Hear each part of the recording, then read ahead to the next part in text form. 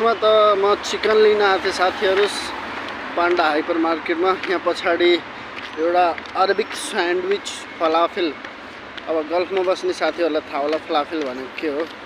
त्यो पाइरहेको थियो, दुईवटा खाइदिएँ। अनि एउटा चिसो खान नहुने हो, डक्टरले एलाउ गरेन, तर पनि 1 महिना जति भयो त्यो चिसो नखाएको। अनि एकचोटि खाँदा केही फरक पर्दैन भनेर खाएको, मिठो लाग्यो।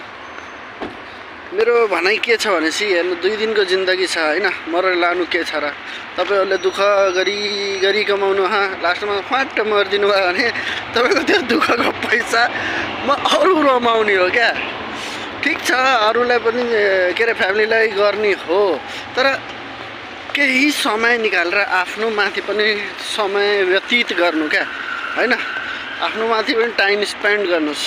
तपाईले आफूलाई समय दिनु भएन, तर तपाईले सबैलाई समय दिनु भयो भने तपाईको भ्याल्यु 0 हुन्छ। किनभने बेशक छोराछोरी होस्, आमा बाबु होस्, बुढी बडा होस्, जोसुकै भए पनि जबसम्म म ग्यारेन्टिड भन्छु कि चाहे कसैले एग्री गरोस् नगरोस्, मलाई बाल मतलब छैन। कसैले मलाई गाली गरोस्, मलाई बाल मतलब छैन। तर्साइदियो जहाँ एउटा केटाले, मलाई बाल मतलब छैन। तर यति भन्छु कि कोही तपाईसँग कनेक्ट छ नि, त्यसको पछाडि केही न केही स्वार्थ छ, केही न केही चाहना छ। फर एक्जाम्पल, अगर मेरो बच्चा मसँग कनेक्ट छ भने, मलाई माया गर्छ भने, उसलाई मसँग के आश्वासन छ भने मेरो बाउले मलाई प्रोटेक्ट गर्छ, मेरो हरेक डिमान्डहरू फुलफिल गर्छ हैन, मेरो रेस्पेक्ट गर्छ, मेरो केयरटेक गर्छ, सब चिज गर्छ भनेर तपाईले भन्दिनँ बाबु म तँलाई केही गर्दिनँ, म तेरो केही मतलबै राख्दिनँ, त मर बाँच, मलाई बाल मतलब छैन। त्यसले मलाई भर्खरै छोडेर हिँडिदिन्छ क्या।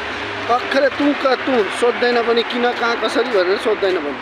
त्यही भएर यो दुनियाँमा कोही पनि एकअर्कासँग कनेक्ट छ भने केही न केही स्वार्थ छ।